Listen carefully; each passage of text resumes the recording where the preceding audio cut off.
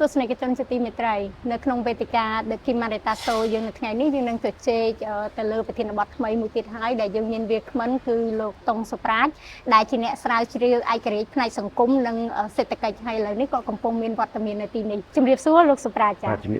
អរគុណច្រើនលោកសុប្រាជដែលបានចំណាយពេលក្នុងការមកជជែកជាមួយខ្ញុំនៅពេលនេះប្រធានបទយើងនៅថ្ងៃនេះគឺយើងនឹងជជែកទៅលើកិច្ចស្រាវជ្រាវរបស់លោកដែលបានធ្វើក្នុងពេលថ្មីនេះពាក់ព័ន្ធទៅនឹងក្រុមហ៊ុនខ្មែរដែលមានលទ្ធភាពនិងមានឱកាសក្នុងការចូលទីផ្សារអន្តរជាតិលោកអាចជម្រាបបន្តិចបានទេអំពីដំណើរនេះខេបបទហ្នឹងតើយ៉ាងម៉េចដែរចាអញ្ជើញលោកបាទអរគុណច្រើនរីតាដោយសារខ្ញុំរៀនអនុបណ្ឌិតនៅសាកលវិទ្យាល័យកម្ពុជាខ្ញុំយកមុខវិជ្ជាពាណិជ្ជកម្មអន្តរជាតិហើយដូច្នេះហើយបានខ្ញុំចាប់អារម្មណ៍ការសិក្សាទៅលើក្រុមហ៊ុនក្នុងស្រុកនាំចេញទៅឬមួយក៏ការចូលរួមប្រកួតប្រជែងនឹងទីផ្សារអន្តរជាតិវាជាផ្នែកមួយដែលសំខាន់ទាក់ទងជាមួយនឹងការសិក្សាហ្នឹងហើយកន្លងមកដែលខ្ញុំសិក្សាឯកសារដែលខ្ញុំធ្វើអានកន្លងមកហ្នឹងគឺមានតែតិចតួចសើអញ្ចឹងណាអញ្ចឹងបានខ្ញុំសិក្សានេះជាបែបលក្ខណៈគុណភាពវិស័យហើយយើងដាក់វាស៊ីជម្រៅហ្នឹងហើយចែកឲ្យស៊ីជម្រៅតែយើងយកតែ2ចំណុចទេអញ្ចឹងណាចំណុចទី1យើងចង់ដឹងអំពីបញ្ហាប្រឈមដែលគាត់ជួបប្រទះហើយនឹងចំណុចទី2តាក់ទងជាមួយនឹងយុទ្ធសាស្ត្រតើរៀបយុទ្ធសាស្ត្រម៉េចដើម្បីចេញទៅរួចអញ្ចឹងណាចេញទៅបានអញ្ចឹងការសិក្សារបស់ខ្ញុំអត់ផ្ដោតទៅលើលក្ខណៈក្រុមហ៊ុនដែលគេធ្វើសម្រាប់តាដូចគេផ្ដល់ GSP ឬមួយក៏ EBA នាំចេញជា footwear ជាសម្លៀកបំពាក់ឬមួយក៏ស្បែកជើងឬមួយក៏កង់ដែលគេតម្រូវការអន្តរជាតិនោះទេមានន័យថាយើងធ្វើឲ្យវាតូចដើម្បីការសិក្សានោះឲ្យបានជាក់លាក់សរុបរួមប្រមាណក្រុមហ៊ុនឯកជននឹងយើងសម្ភាសចំនួន12ដែលយើងត្រូវជ្រើសរើសហ្នឹងគឺយើងបែកចែកជា3ផ្នែកផ្នែកទី1តាក់ទងជាមួយនឹងទំនិញនិងផលិតផលផ្នែកទី2តាក់ទងសេវាកម្មផ្នែកទី3តាក់ទងជាមួយនឹងអចលនទ្រព្យហើយនឹងសំណង់អញ្ចឹងណាអញ្ចឹងវិធីសាស្ត្រយើងសិក្សាទៅលើ3ហើយយើងផ្ដោតទៅលើក្រុមហ៊ុនដែល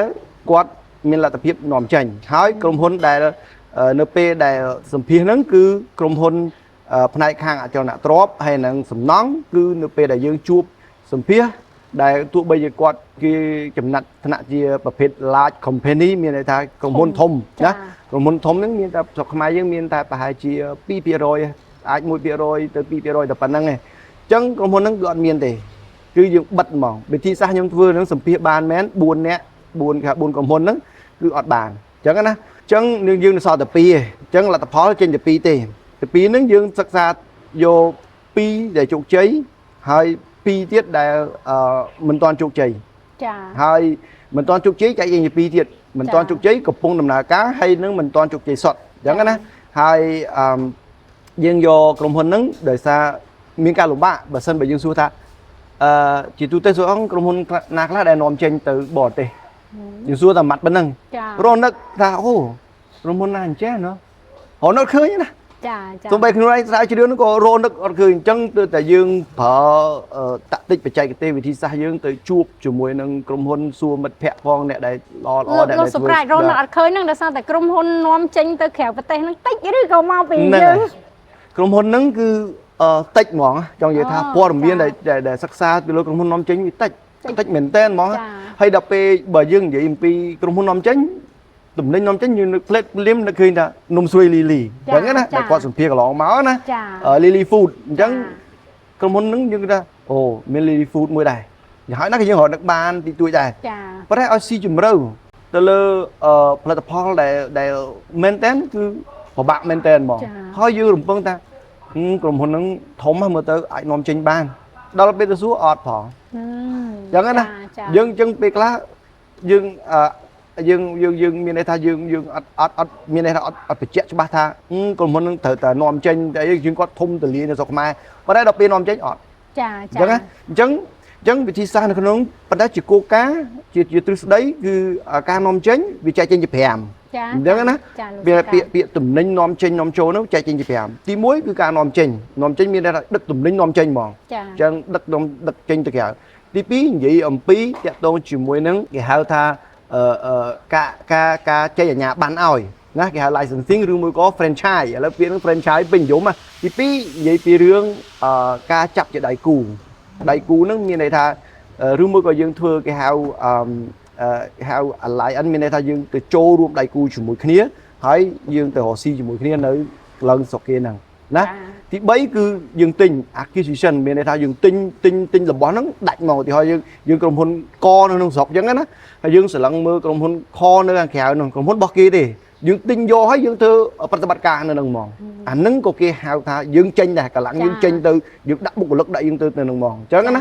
ទី5គឺតាក់ទងនឹងគេហៅ joint venture ពាក្យហ្នឹងគឺ joint venture មានន័យថារបស់យើងមានក្រុមហ៊ុនកហើយយើងមានគេមកបបួលក្រុមហ៊ុនដៃគូមកបបួលគេក៏មានក្រុមហ៊ុនខរបស់គេអញ្ចឹងគេចង់បង្កើតក្រុមហ៊ុនកមួយហ្នឹងចង់និយាយថាមានគេមានយើងអញ្ចឹងណាមានគេមានយើងចូលគ្នាប៉ុន្តែរបស់យើងនៅដែររបស់គេនៅដែរប៉ុន្តែថ្មីដូច Sony Ericsson អញ្ចឹងអាកាលណា join នេះអញ្ចឹង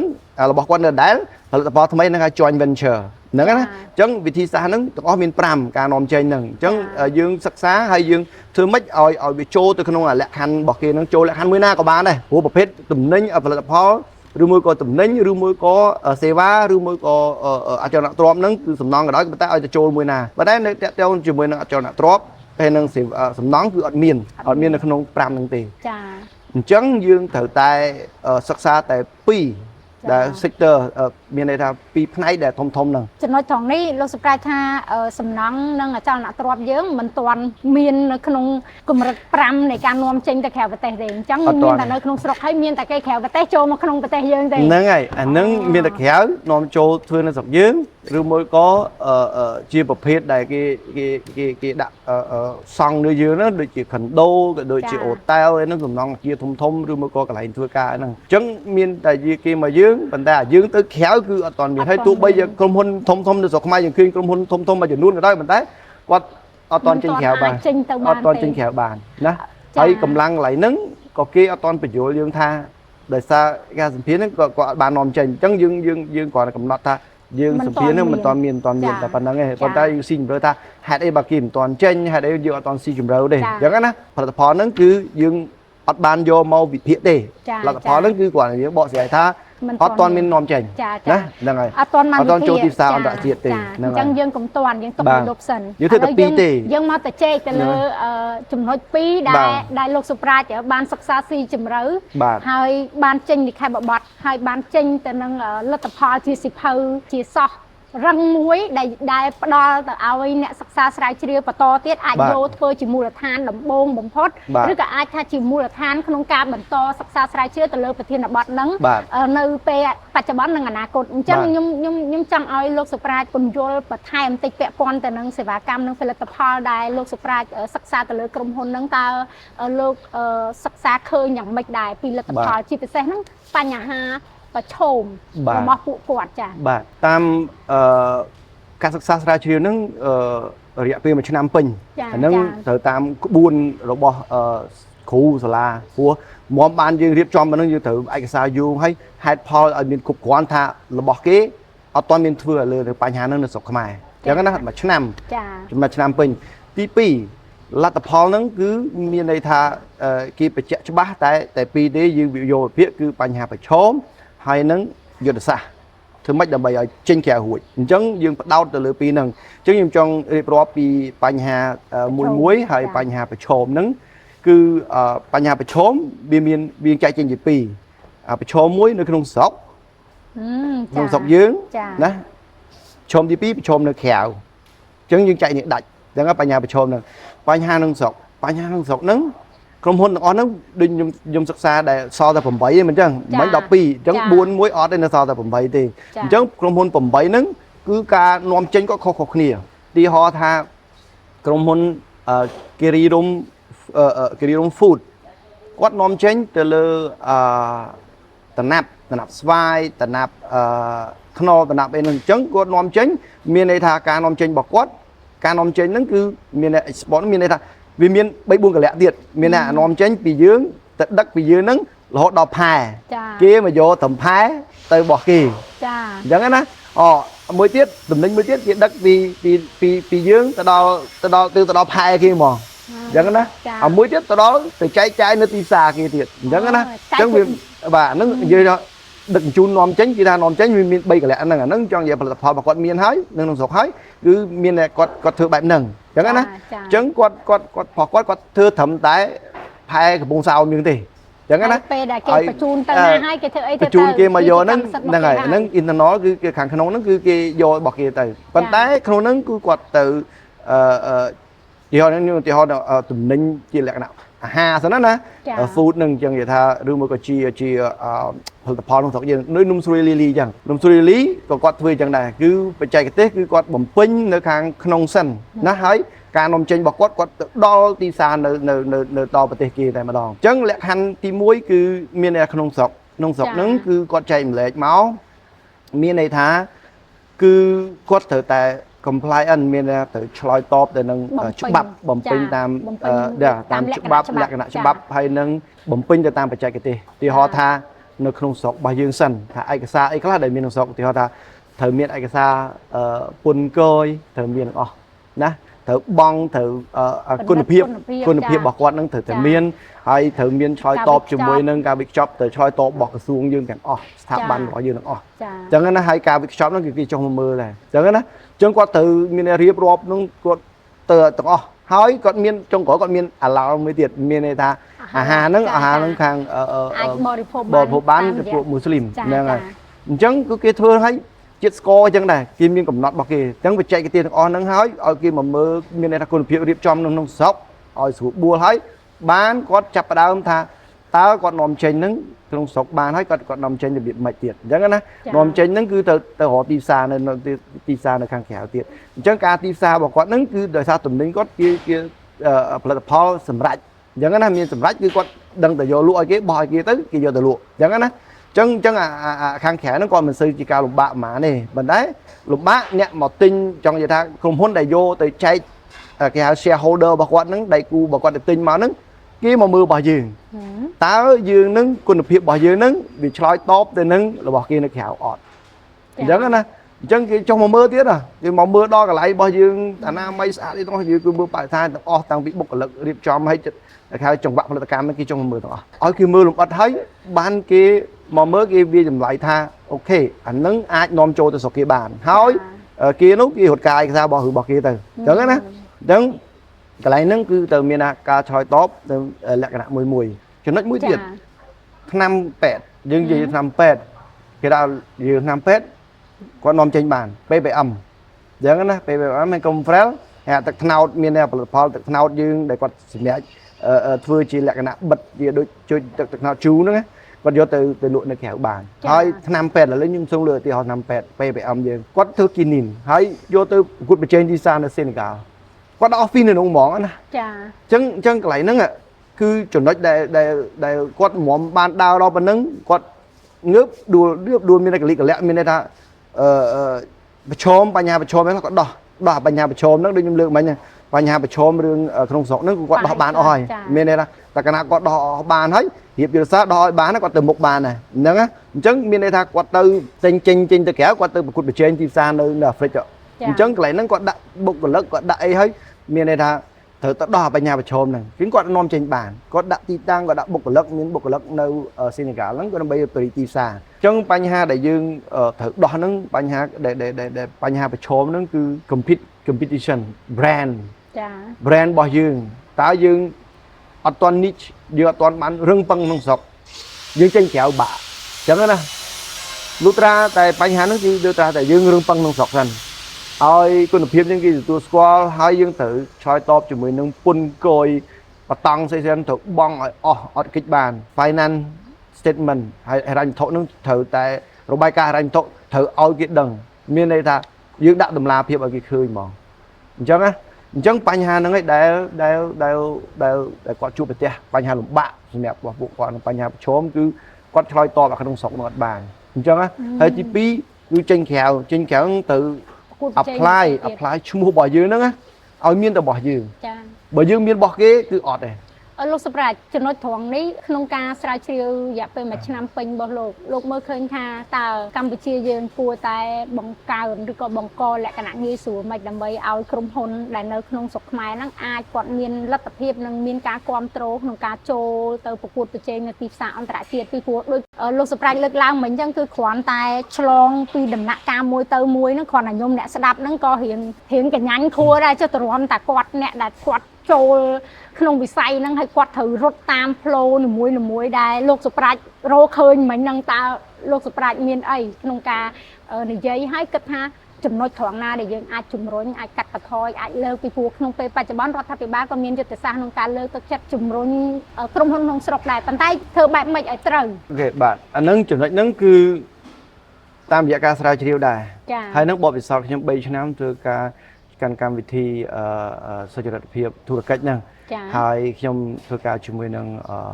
សមាគម SME មានន័យថាសមាគម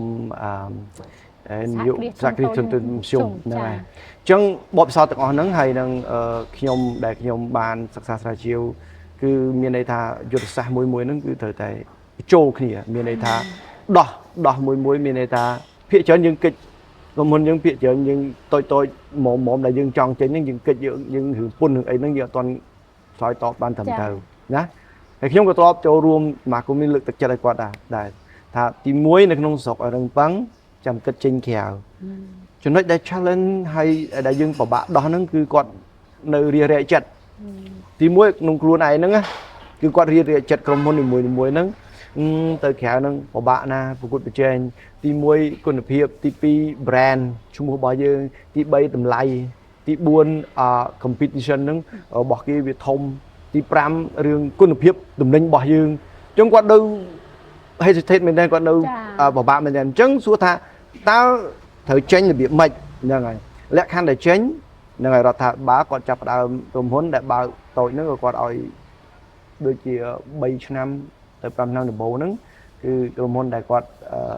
ទៀបគឺគាត់អត់យកពន្ធទេចាដើម្បីឲ្យគាត់បំពេញកាតព្វកិច្ចសិនពន្ធតូចចាអញ្ចឹងចំណុចហ្នឹងត្រូវតែព្យាយាមតាំងពីនឹងឡើងអញ្ចឹងរដ្ឋាភិបាលប្រម៉ូទអាហ្នឹងហើយគឺយើងមានន័យថាយើងត្រូវតែដោះបញ្ហាហ្នឹងហើយបញ្ហាទី2ទាំងការរកឃើញរបស់ខ្ញុំទាំងបរដ្ឋាភិបាលឬមួយក៏ក្រុមហ៊ុនដែលគាត់ជជែកគ្នាគេមានវេទិកាជជែកគ្នារវាងថាបាននិងក្រុម private sector សំទោសជារឿង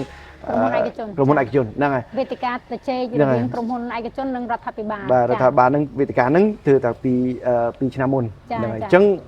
បញ្ហាដែលសំខាន់នឹងលោកយុរដ្ឋមន្ត្រីក៏បានទទួលស្គាល់ដែលខាងក្រុមហ៊ុនគាត់ complain ខ្លាំងគឺការរត់ឯកសារចាឯកសារនឹងមានការលំបាកមែនតើស្មុគស្មាញមានន័យថាចេញពីមួយទៅមួយនឹងមានការលំបាកធ្វើឲ្យគាត់លំបាកហ្មងណាបញ្ហា bureaucracy យើងនឹងបញ្ហាគឺលំបាកមែនទេឥឡូវហ្នឹងល្អហើយច្រកចេញចូលទៅមួយសម្រាប់ក្រុមហ៊ុនតូចនៅធ្វើនៅក្នុងស្រុកហ្នឹងណាច្រកចេញចូលទៅមួយនឹងបើធ្វើតាមហ្នឹងវានៅស្រួលហើយល្អប៉ុន្តែនៅពេលដែលចូលក្រុមហ៊ុនធំគឺមានការលំបាកមកជុំទៅឥឡូវនេះថ្មីនេះក៏មានការជែកគ្នាដែរមានលោកញ៉ាគិតមេងគាត់តំណាងសភាពាណិជ្ជកម្មជាតិហ្នឹងគាត់ chairman ហ្នឹងគាត់ទៅជជែកគ្នាជាមួយនឹងប្រធានពន្ធដារហ្នឹងហើយលោកគង់បលយើងមើលឃើញគាត់ជជែកគ្នាបញ្ហារៀងខ្លួនចាខាងគាត់ថាខាងក្រុមហ៊ុនគាត់ថាអូយឯកសារស្មុគស្មាញមើលទៅនៅលំបាកអញ្ចឹងធ្វើម៉េចឲ្យគាត់ស្រួលណាទៅម្ដងមានឯកសារដាក់ទៅម្ដងធ្វើម៉េចឲ្យគាត់ធ្វើវិលជុំមកប្រើទៅច្រកយកទៅមានទៅមួយហ្នឹងទៅស្រួលចាំបាច់ទៅអ្នកនេះគ្រីសអ្នកនោះឆ្លងឲ្យឯកសារទៅលុតពីមួយទៅមួយមានការលំបាកហ្នឹងលោកប្រាជ្ញមើលឃើញចំណុចកន្លែងហ្នឹងលំបាកមកពីច្បាប់ចងមកលំបាកឬក៏មនុស្សធ្វើឲ្យលំបាកឯកសារហ្នឹងចង់និយាយថា system ហ្នឹងវាអត់ទាន់ស្រួលចាមានន័យថាក្នុងស្រុកយើងហ្នឹងណាច្រកចូលទៅមួយធ្វើបានទីទួយទេប៉ុន្តែក្រុមស្ថាប័នធំអត់ទាន់ស្រួលតាមក្រសួងទៅដែរចានៅធំតាមក្រសួងហ្នឹងមានការលំបាកហ្នឹងចាអាហ្នឹងដែលខាងតំណាងសភាពាណិជ្ជកម្មគាត់លើកឡើងប៉ុន្តែខាងពន្ធដារគាត់និយាយវិញគាត់ថាក្រុមហ៊ុននឹងគិតមានថាគាត់គិតវេះមួយចំនួនហ្នឹងគឺគាត់គិតវេះដែរចង់ចេញក្រៅប៉ុន្តែខ្លួនឯងរឹងប៉ឹងខ្លួនឯងអញ្ចឹងការគិតវេះហ្នឹងមានន័យថាគាត់អាចទៅក្រៅរួចទេមានន័យថាឆែកឯកសារមានន័យថាបើសិនជា គេប្រើពាក្យថាសភៅហិរញ្ញវត្ថុរបស់គាត់ហ្នឹងអត់ទាន់មាន គ្រប់គ្រាន់ អត់ទាន់គ្រប់គ្រាន់ឯកសារហិរញ្ញវត្ថុគាត់អត់គ្រាន់អញ្ចឹងគាត់ចេញរួចទេអញ្ចឹងកន្លែងហ្នឹងឯងដែលគាត់ជជែកគ្នាប៉ុន្តែវាជាការល្អឥឡូវហ្នឹងគឺគាត់ជជែកនេះដឹងរៀងខ្លួនអញ្ចឹងណាចង់ឲ្យខ្លួនឯងល្អចង់ចេញក្រៅទើបតែឯងទៅឆ្លើយតបអង់គ្លេសគេ compliant កន្លែងហ្នឹងដែលយើងមានការលំបាកហ្នឹងទៅឲ្យមិនឲ្យស្របច្បាប់មួយខ្លួនឯងសិន ចា ហើយទី2រឿងអញ្ញាប័ណ្ណចេញអញ្ញាប័ណ្ណឧទាហរណ៍ថាអញ្ញាប័ណ្ណចេញឲ្យគាត់មានន័យថាចេញលិខិតឲ្យគាត់មួយហ្នឹងទទួលស្គាល់ថាផលិតផលរបស់គាត់ត្រឹមត្រូវប៉ុណ្ណាហ្នឹងគឺចេញហ្នឹងឲ្យវាជាក់លាក់ដូចយើងប្រើពាក្យ ISO អញ្ចឹងណាប៉ុន្តែយើងអត់តដល់ ISO ហ្នឹងក្រៅប៉ុន្តែយើងធ្វើម៉េចឲ្យក្នុងស្រុកហ្នឹងឲ្យគ្រប់ឲ្យទៅតាមហ្នឹងទៅ ចា អញ្ចឹងកន្លែងហ្នឹងរដ្ឋាភិបាលត្រូវតែមើលឲ្យវាត្រឹមត្រូវបញ្ហាគុណភាពយើងជួបបញ្ហាគឺស្តង់ដាររបស់យើងវានៅមានកម្រិតណារបស់យើងយើងមែនតើទៅយើងតេស្តគាត់ទីហោណាខ្ញុំវិញគាត់ថាតេស្ត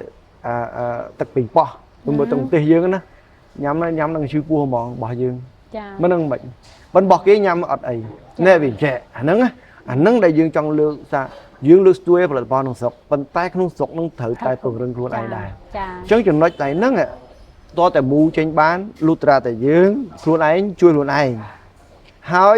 យន្តការរបស់រដ្ឋាភិបាលត្រូវតែជួយដែរ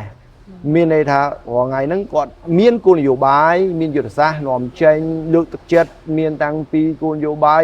មានតាំងពីអាស៊ានមានន័យថាយើងចេញចូលគ្នាបានបើកទីចំហទាំងអស់ក៏ប៉ុន្តែវាបញ្ហាលំបាកគឺតាក់ទងជាមួយនឹងបញ្ហា system មានតែប្រព័ន្ធហើយនឹងឬមួយក៏ជាលក្ខណៈយន្តការមានន័យថាធ្វើម៉េចបើក្រុមហ៊ុននឹងមួយត្រូវបញ្យល់គាត់ឲ្យអស់មានន័យថាយើងអត់ទាន់មានអាហ្នឹងនឹងរបបកំហើញខ្ញុំឃើញយ៉ាងណាសកលវិទ្យាល័យណាដែលមានបរិញ្ញាថាបរិញ្ញានៅនឹងបើក្រុមហ៊ុនមួយចេញចង់ចេញក្រៅទៅ flow មកទៅអត់ទាន់មានទេមានមួយក្រុមហ៊ុនមួយគឺគាត់ធ្វើរៀងខ្លួនហើយគាត់លាក់គ្នាទៀតអត់ហ៊ានបញ្ចេញទេហើយធ្វើទៅហ្នឹងក៏អត់ហ៊ានប្រាប់យើងទៀតអាហ្នឹងដែលវាជាបញ្ហាដោះបានដោះតាមរយៈយន្តការក្រៅទេ យន្តការក្រៅទេប៉ុន្តែចង់និយាយថាបើយើងសួរគាត់ណាក្រុមហ៊ុនដែលជោគជ័យគាត់ព្យាយាមគាត់សប្បាយចិត្តគាត់នឹងប្រាប់យើងចាប៉ុន្តែបើគាត់បរាជ័យវិញណាគាត់ចង់ប្រាប់យើងទេកន្លែងហ្នឹងគាត់គួរណាស់តែបង្ហាញថាគាត់ខ្វះខាតអីគាត់បរាជ័យអីឬមួយក៏មិនទាន់ជោគជ័យជួបប្រទះអីដាក់បង្ហាញគេមកដើម្បីឲ្យគេឃើញថាដោះបញ្ហាហ្នឹងបានទៅមុខរួចហើយទៅគាត់លាក់អញ្ចឹងក៏ហ៊ានដល់ពេលគាត់ហ៊ានមានន័យថាអ្នកផ្សេងទៀតមកហ្នឹងជន់ឡើងដែរខ្ញុំធ្លាប់ឮពាក្យមួយពីអ្នករ៉ូស៊ីគាត់ថាវិធានការថ្មីការបំពេញបែបបត់ហ្នឹងថ្មីរហូតថ្មីដែលយើងនិយាយពីខាងដើមមិញក៏និយាយចូលបន្តិចដែរអាចថ្មីរហូតសម្រាប់គាត់ហ្នឹងតែវាបកភាពស្មុគស្មាញមិនដែរអាហ្នឹងសំណួរហ្នឹងដូចសំណួរលីតាមិញហ្នឹងថាតើធ្វើម៉េចទី1ខ្ញុំចង់លើកអំពីក្នុងខ្លួនឯងសិនក្នុង internal ខ្លួនឯងឲ្យរឹងមាំ set up មុនចេញមានន័យថាយើងបង្កើតមកមុនចេញទៅក្រៅខ្លួនឯងនឹងរឹងមាំឲ្យជាប់លាប់ compliance មានទាំងអស់ទាំងច្បាប់តឡយមានទាំងអស់យើងឧទាហរណ៍ណាយើងចង់និយាយថាធ្វើម៉េចរត់អានឹងអស់បញ្ហាទាំងអស់ហើយទី2រឿងគុណភាពអីយើងសិក្សាខ្លួនឯងទាំងអស់ឲ្យភាពរឹងមាំខ្លួនឯងទី2យើងចង់និយាយខាងក្រៅហ្នឹងយើងនិយាយពីរឿងឯកសារឯកសារដូចរីតាលើកមិញហ្នឹងឯកសារហ្នឹងតើវាស្មុគស្មាញហ្នឹងក្រុមស្មុគស្មាញ level កម្រិតវាប៉ុណ្ណាតើបកលរខណ្ឌធ្វើម៉េចឲ្យវាងាយស្រួលប៉ុណ្ណាអញ្ចឹងកន្លែងហ្នឹងត្រូវតែបង្ហាញថ្មីប៉ុន្តែត្រូវជើញក្រុមហ៊ុនទាំងអស់ហ្នឹងមកបង្ហាញគាត់ថាទម្រង់បែបនេះត្រូវតែបំពេញទៅតាមឲ្យអស់មានតែថ្មីនេះបញ្ចូលគេណែនាំគេឲ្យអស់ចាអញ្ចឹងគួរណាបើកទលាយមានន័យថាចង់ឲ្យរដ្ឋាភិបាលបើកទលាយហើយមានន័យថាបើកឲ្យទលាយហើយវាមានជាប្រព័ន្ធចាហើយប្រព័ន្ធហើយវាមានត្រូវមានគេលក្ខណៈបច្ចេកវិទ្យាជា consultant មួយមានន័យថាបើយើងពិបាកធ្វើមានក្រុមហ៊ុនឯកជនមួយបង្កើតមកសម្រាប់ជួយក្រុមហ៊ុនណាចង់នាំចេញត្រូវបញ្យលបរិញ្ញាបត្រអស់ហ្មងរៀនអស់ថាត្រូវធ្វើម៉េចអញ្ចឹងណាត្រូវដោះរបៀបម៉េចរបស់ម៉េចហើយដោះបញ្ហាហ្នឹងហើយយើងពង្រឹងខ្លួនឯងរបៀបម៉េចវាអត់តមានអាហ្នឹងទេអត់មានក្រុមហ៊ុនណាធ្វើអាហ្នឹងទេចាអញ្ចឹងអាហ្នឹងឯងដែលយើងចង់ឲ្យរដ្ឋាភិបាលឬមួយក៏ក្រុមហ៊ុនត្រូវមានអាហ្នឹងដើម្បីឲ្យគាត់ដោះបញ្ហាទាំងអស់ហ្នឹងបានយើងចូលប្រកួតប្រជែងមួយគេបានចាលោកសុប្រាច់ហើយបញ្ហា brand ក៏អញ្ចឹងដែរធ្វើម៉េចឲ្យវាមាំទាំដូច brown cafe អញ្ចឹងឲ្យវាមាំទាំចេញមកគាត់ មានគេមកបួលគាត់បួលធ្វើ franchise បួលអីបងប៉ុន្តែគាត់អត់ចង់ដោយសារខ្លាចខុសទៅយកទៅគេធ្វើទៅវាអត់កើតអត់បានល្អដូចរបស់គាត់ធ្វើអញ្ចឹងវាអាចប៉ះរបស់គាត់អញ្ចឹងណាអញ្ចឹងការដែលធ្វើ franchise មិនជាការងាយស្រួលទេប៉ុន្តែគេសិក្សាវាដែរមិនចោលទេគេសិក្សាវាថាតើកម្រិតប៉ុណ្ណាដែលយើងអាចធ្វើបានហើយបើថាទៅរួចក៏សុខចិត្តពហិខ្លួនឯងអញ្ចឹងណាអញ្ចឹងកន្លែងហ្នឹងដែលវាជាបញ្ហាមួយចំនួនដែលយើង challenge ហើយត្រូវដោះឲ្យដូចខ្ញុំដូចឌីតាសំណួរមិញថាតើរដ្ឋាភិបាលត្រូវមិនរដ្ឋាភិបាលត្រូវតែដោតអារម្មណ៍មានតែផ្ដោតលើកទឹកចិត្តក្រុមហ៊ុនដែលគាត់អង់គ្លេសហៅ start up មានតែ start up មានតែបង្កើតខ្លួនឯងណាឲ្យវា niche ឲ្យវា niche ជាងវាឲ្យវាជារបស់នឹងមានតែមួយអញ្ចឹងណាបានទៅប្រកួតគេកើតចាដូចនំស្រួយលីលីអញ្ចឹងទីហោណាបើថារបស់គាត់ហ្នឹងឲ្យវា niche វាតែមួយរបស់គាត់អញ្ចឹងទៅចាកន្លងមកយើងនាំចេញបានឧទាហរណ៍ថាដូចជា service insurance នេះអញ្ចឹងណាគឺគាត់ forte គាត់មានទៅដល់ឡាវគាត់មានទៅដល់ភូមិមាដែរចាSCBDA គាត់ចេញសេវាគាត់ទៅដល់លោកសុប្រាខ្ញុំអាចសួរចាក់ត្រឡប់មកវិញបន្តិចនៅពេលដែលប្រទេសមួយមានក្រុមហ៊ុនឯកជនតិចក្នុងការប្រកួតប្រជែងទៅទីផ្សារអន្តរជាតិនិងប្រទេសមួយដែលមានក្រុមហ៊ុនឯកជននៅក្នុងស្រុកប្រកួតប្រជែងទីផ្សារអន្តរជាតិច្រើនតើវាមានសារៈប្រយោជន៍និងគុណវិបត្តិដូចម៉េចដែរចាជាទូទៅឲ្យតែបរិយាបានច្រើនកាលណាល្អកាលហ្នឹងទីមួយ brand ឈ្មោះខ្មែរយើងចាយើងក្មេងខ្ចី business ធ្វើធុរកិច្ចក្មេងខ្ចីមែនក៏ប៉ុន្តែកម្លាំងយើងវាខ្លាំងមានតែយើងចេញក្រៅគឺឃើញឈ្មោះរបស់យើងផលិតផលរបស់យើងនៅក្រៅវាជាជោគជ័យសម្រាប់អ្នកជាតិទាំងមូលហ្មងអញ្ចឹងណាទី2ជំនឿទុកចិត្តទៅលើអ្នកដែលគេហៅ buyer អ្នកដែលទិញហ្នឹងណាអ្នកទិញហ្នឹងគឺជំនឿទុកចិត្តថា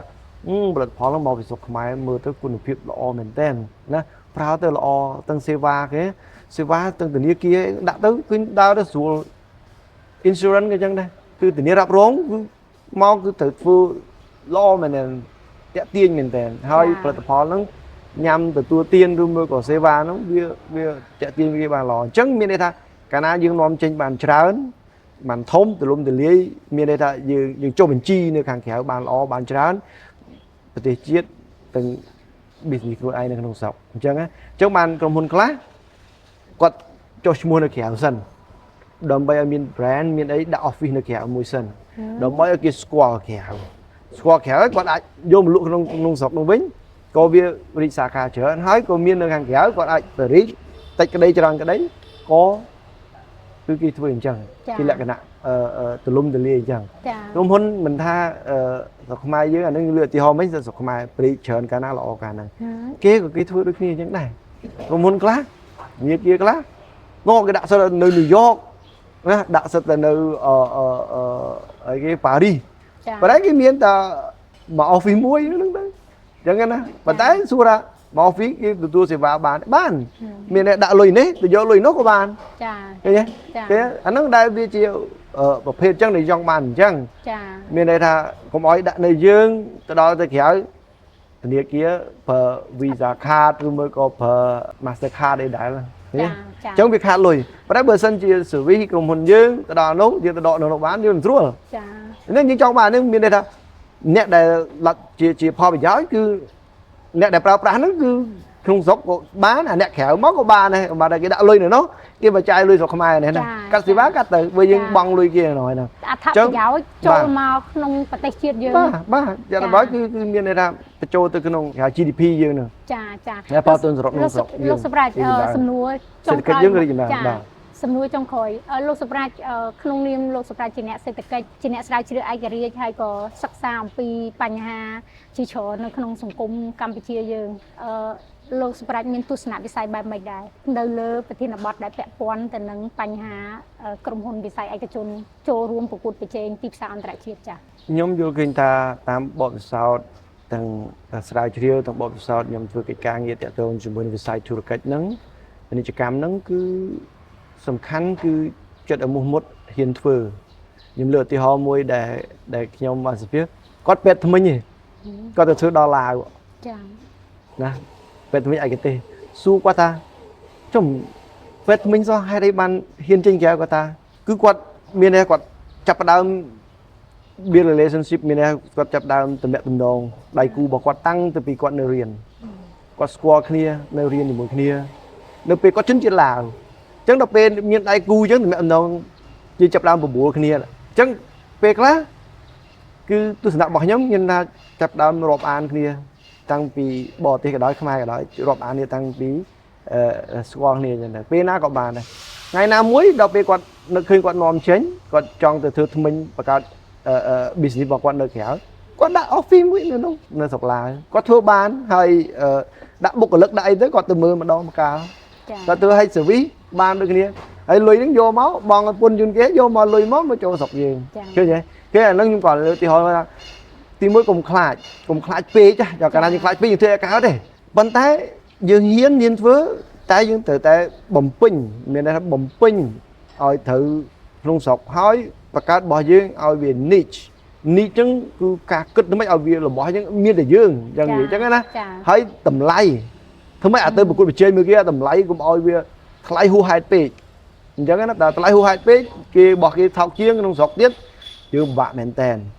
chẳng tầm lay nữa chứ dương khang mền tèn hỏi build brand miền này tha bờ sân chia brand bạc quát thì họ đã bẹt mình mùi bạc quát nôm từ là quát thứ bàn là o quát xì ba con o mình nước chập đào màu vừa mà với quát bể tiệt à trên bị sọc muối từ sọc muối từ bị sọc muối tới bị cong muối tiệt à chẳng cái lại nó là business expansionแบบนั้นcứ miền này tha những chuột chơi này chẳng chỉ dùng ball bỏ nhóm cứ ra thả báo bạc cao nè miền này tha công ban tình cho người oi tình dây cho người thao quát phiền quát phư phong nè oi quát phư mệt tao miền ai cái xa na đây phải chạy tao dương phư nòm trên ọt miền này ọt miền SOP miền này tha standard operation procedure nó cứ ọt miền toàn phẹp tha thời gai lái nó miền này tha thua quát thưa mất được bắt nòm trên từ pin sẽ có miền này sờ rốp trâu này một ru nó nắng thật đạo mà tao lùng đắp bao chà miền này tha bay chạy với từ và phê tụm ninh rồi phó thứ tam trẻ service những thứ trẻ real estate bộ khang sầm nắng cái đôi chia khang cho nạ tốt thứ bảy trẻ chứng miếng bay xa kha tôi chứng hỏi miền này là bờ thân thì quạt vừa nó hỏi bền quạt tiết nó quạt chập đào miếng đất được đào vừa ta quạt pin chừng nó cho nước bàn này bữa quạt pin bàn hỏi đầy cu cái trong mùa mưa thưa mau thầm thử cái phong thổ hay là phó nông sọc dương phiện trơn cứ dương nhiên có cả scam sẹp cả su bây giờ này cả su xong bây giờ chân này dương ở toàn nhiên không rất công hơn vì mà lấy máu để trong chua cái chân này máu chai chân này ban thầm mà cho lời nứng miếng còn muốn thua còn lan rồi bỏ còn lan dương trong ban bệnh chăng công hơn nông sọc start up nông sọc hay tụi bây chỉ công hơn bị khéo men đây cu bị khéo máu thưa mũi dương dương bạc cao luôn ai nơi khéo đã chung chỉ nơi nông sọc dương đây cu bị khéo máu bạc cao máu miền này là như trong bàn chẳng là tập phó nó cả su con la nó cứ đầm bay ở nông sóc thom đá dương mai cứ dương phở là phò dương ngay miền này chẳng á na dương cho ban lại cả bàn chẳng hai dương nhom trên nhá cứ cả su nhom trên cho cả su sọt sử dân sử sọt mình sọt đi lọm kia tiết bánh ha bao nhiêu cứ lọm kì từ rót cái từ cái lọm kì lọm quân hiệp hay cái té đằng cái miếng QC cái check quality của nghiệp nó cái miếng thảo ban bọc cái chạy nó hay công cao kia là bọc cái chân cái miếng bọc cái chân pa po chung mua bọc thì hiểu hay chùm nưa đây mấy mà đây nưa đi ta muốn nó thật tao thương mấy ở cái chưa dưỡng ta cái na cái chứa cái chè tàu thì tàu mốc rồi ta cái na cái chứa vì chặt đau từ mốc lấy từ hồi ba kia nè khỏi thì chân cái lại nó ấy để vì chiều pa nhà thử đó hái hiệp vô xa trên khéo tới miền này là từng băng na từng lụa phơi bởi vì sự máy còn lụa phơi nên là chân chỉ chụp bò bọc nhóm thời showroom chàng có thợ bá chàng đại cú luôn mới còn thợ ban đại cú luôn mới còn thợ ban ông ca để thời chui bán thì chui tới hồi chia xe nó nhôm tròn đo chia xa để tam dạ ca sao chiều nó cứ tự miền này tha suppose ai cái xa cô ca này nó mà trẻ lẹ bắt trên năng tiệt là mấy mấy đại quạt phượng bàn chẳng hạn na hỏi sai chưa ở BC chừng rơi trên hiếm rất tiết đầm bay quạt thưa chia ai cả xa manual mình là từ phơi mỗi quạt ធ្វើបានហើយបរៀនគាត់ធ្វើមើលថាតើគាត់បំពេញបានប៉ុណ្ណាហើយនៅ ចា ហើយបើយើងក្រុមហ៊ុនបើយើងនៅតែប្រឡេបប្រឡប់កិច្ចពុនកិច្ចអីទេពុនកយទេយើងទៅរួចទេពីព្រោះរបស់ហ្នឹងគឺនាំចេញគឺត្រូវតែអញ្ចឹងដាក់ទីតាំងកន្លែងគេក៏គេមើលដៃគូប្រកួតប្រជែងគេហ្នឹងគឺគេមើលតែហ្នឹងដែរអញ្ចឹងកន្លែងហ្នឹងបើសិនជាយើងដោះអាហ្នឹងចេញបានរួចយើងទៅមុខរួចហើយរបស់ហ្នឹងធ្វើល្អដូចខ្ញុំលើកមិញអញ្ចឹងនំស៊ុយលីលីគឺគេធ្វើល្អគេមក joint venture ធ្វើដៃគូហើយចុះស្តង់ដារទៀតអាហ្នឹង ចា ចំណេញតែក្នុងយើងចំណេញទាំងបុគ្គលិកខ្មែរសំណួរថាគឺចំណេញគឺពលករខ្មែរកម្មករខ្មែរឬមកក៏បុគ្គលិកខ្មែរមានការងារធ្វើចំណេញហ្នឹង ចាចាចា ហើយបើយើងចេញទៅក្រៅយើងដាក់បុគ្គលិកយើងទៅលើដាក់ជួនកាលគេរើសតែ manager រើសតែមេ2 3ហ្នឹងទៅហើយបុគ្គលិកគេនោះគេមានការងារធ្វើដែរអញ្ចឹងណាឲ្យឱកាសឲ្យគេដែរវាជាទូទៅវាជាស្តង់ដារអញ្ចឹងយើងអត់អាចចោលថាយើងយកទៅដាក់តែបុគ្គលិកយើងនៅក្នុងសិតហើយហ្នឹងអត់បានទៀតអញ្ចឹងដូចផ្នែកខាងគេហៅធនាគារអញ្ចឹង CEO គេហៅ CEO Credit Officer ហ្នឹងគឺពួកខាងដែលចុះទៅហ្នឹងគឺទៅជនជាតិគេប្រើភាសារបស់គេទៀតអញ្ចឹងណាហើយបញ្ហាដែល challenge ហ្នឹងគឺភាសាបញ្ហាភាសាពេលខ្លះវា challenge ខ្លាំងដែរបើតែអញ្ចឹងបានយើងយកបុគ្គលិកគេបានច្រើនយើងមើលពីលើទៅអញ្ចឹងមានន័យថាលុយបានមកយើងឲ្យដាក់បុគ្គលិកយើងទៅឲ្យគេធ្វើការមានន័យថាឲ្យគេរស់ដែរចាគឺយើងធ្វើអញ្ចឹងបានយើងរបស់យើងចេញក្រៅរួចអញ្ចឹងណាអញ្ចឹងយើងត្រូវតែលាយគ្នាមានគេមានយើងហើយសិក្សាមួយទៀតគឺរឿងកុំឲ្យអារឿងស៊ីម៉ាញ៉ាំមើលម៉ាងមានតែជាពាក់លុយអាម៉ាងហ្នឹងហើយចង់និយាយថាខ្មែរយើងថាភាសាសាមញ្ញចាស៊ីនំអត់តឲ្យលុយណាម៉ាងសិនម៉ាងមានន័យម៉ាងនេះមានន័យថាជាពាក់សិនចាជាពាក់ច្រើនពេកយើងដោះរួចទេបញ្ហាហ្នឹងគឺជាបញ្ហាដែលបញ្ហាប្រឈមខ្លាំងសម្រាប់ក្រុមហ៊ុនហ្នឹងហើយចាអញ្ចឹងមួយទៀតលើកទឹកចិត្តដល់ក្រុមហ៊ុនដែលយើងរាល់ថ្ងៃនេះប្រភេទSME យើងហ្នឹងគឺទុនតូចទុនមធ្យមសហគ្រាសទុនតូចមធ្យមហ្នឹងមានច្រើន98%ឬមួយក៏99%ប៉ុន្តែចង់លើកទឹកចិត្តក្រុមហ៊ុនធំហ្នឹងណាឲ្យគាត់ចូលរួមដែរក្រុមហ៊ុនដែលធំហ្នឹងដែលចេញឲ្យតន់បានឲ្យគាត់មានឱកាសមានលទ្ធភាពមានលុយមានអីហើយគួរណាស់តែចេញដើម្បីពរិជមុខមាត់ប្រទេសយើងដែរហើយចំណុចសំខាន់ដែលខ្ញុំចង់ឲ្យយោបល់ក្រុមហ៊ុនដែលត្រូវធ្វើហ្នឹងណាក្នុងដែលល្អហ្នឹងគឺត្រូវតែ listed company មានន័យថាឲ្យគាត់ចូល register នៅក្នុងសារមូលបត្រកាលណាចូលសារមូលបត្ររបស់យើងវាបានភាគរយខ្ពស់គេជឿលើយើងចាហ្នឹងហើយព្រោះសារមូលបត្រគឺកន្លែងមួយក្រុមហ៊ុនមួយតែចូលនឹងបានគឺគាត់ compliant អស់ទាំងអស់ហ្មងមានន័យថាគាត់គ្រប់លក្ខខណ្ឌរបស់គេគ្រប់លក្ខខណ្ឌទៅគាត់អាចចុះបញ្ជីនៅផ្សារមូលបត្រដើម្បីលក់បញ្ហានៅពីហ្នឹងតែកាលណាជួអាហ្នឹងយើងចាប់ផ្ដើមរក capital បានរកលុយថវិកាពីក្រៅបានភាគហ៊ុនវា share ហើយគាត់អាចលក់ share ធ្វើ stock exchange អីបានដូចគេអញ្ចឹងធ្វើដូចគេបានអញ្ចឹង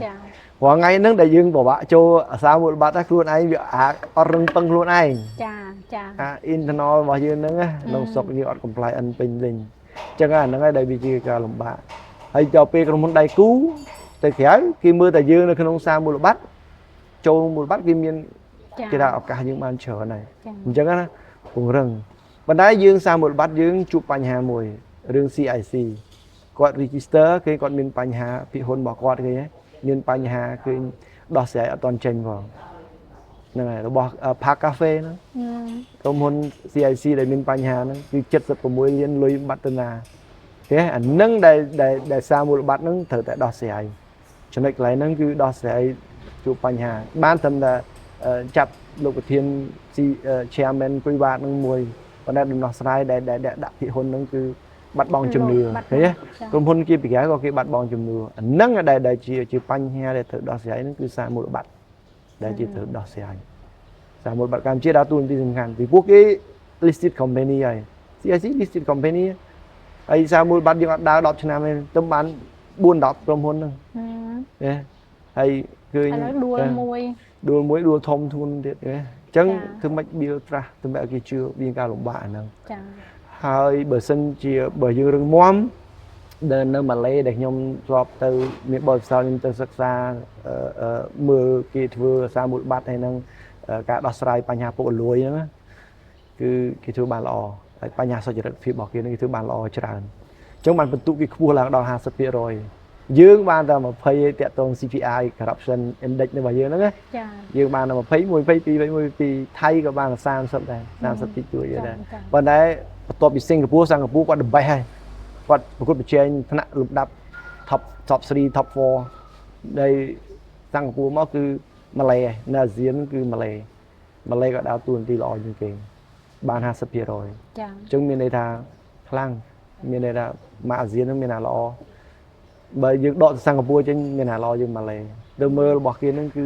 គេមានខ្ញុំចូលទៅដល់អាសាមូលបត្ររបស់គេចូលទៅជជែកសម្ភាសជាមួយនឹងគេចែកម្លែកបបពិសោធន៍របៀបគេធ្វើហើយនឹងរបៀបគេធ្វើគេហៅIPO គេហៅបោះទុនដំបូងដើម្បីតាក់ទាញវិនិយោគគេធ្វើអញ្ចឹងដើម្បីឲ្យរឹងមាំអញ្ចឹងក្រុមហ៊ុនខ្ញុំលើកទឹកចិត្តថាតាមរយៈស្រាវជ្រាវក្នុងបបពិសោធន៍កន្លងមកហ្នឹងគឺខ្ញុំចង់លើកទឹកចិត្តឲ្យក្រុមហ៊ុនធំចាប់ផ្ដើមនាំចេញហើយយើងធ្វើអ្វីយើងទៅតាមស្តង់ដារមានន័យថាស្តង់ដារហ្នឹងមានន័យថាទាំងគុណភាពទាំងសេវាហើយនឹងមានន័យថា compliance ធ្វើម៉េចឲ្យស្របទៅតាមច្បាប់តម្រូវការចាំបាច់ហ្នឹងណាទាំងក្នុងហើយយើងចាប់ដៃគូពីក្រៅណាដើម្បីឲ្យវារឹងប៉ឹងរឹងមាំបានល្អចាអរគុណច្រើន លោក តុងសុប្រាជដែលបានបកស្រាយទៅលើប្រធានបទនេះអរគុណ